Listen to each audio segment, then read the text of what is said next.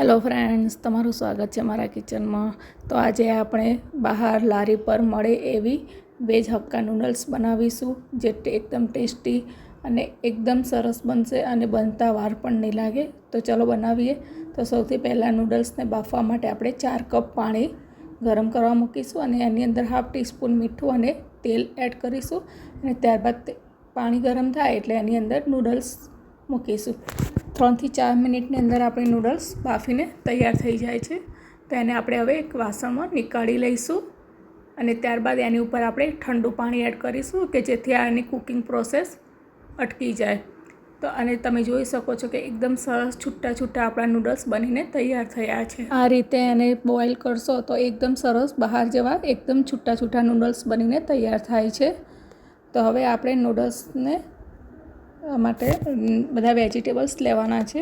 તો અહીંયા આપણે ગાજર, કેપ્સિકમ, ડુંગળી, આદુ, મરચાં આ બધાને આપણે સ્લાઇસમાં કટ કરી લીધા છે। હવે આપણે 2 ચમચી તેલ ગરમ કરીશું, એની અંદર આદુ અને મરચાંની પેસ્ટ નાખીશું।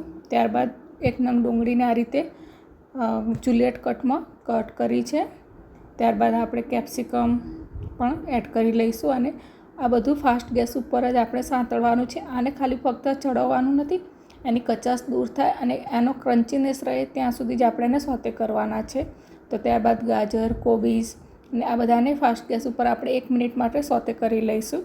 હવે એની અંદર આપણે 2 ચમચી સોયા સોસ એડ કરીશું અને 2 ચમચી ચીલી સોસ અને અહીંયા મેગી મસાલો છે એ એડ કરું છું, એના લીધે આપણો વેજ નૂડલ્સનો ટેસ્ટ સરસ આવશે।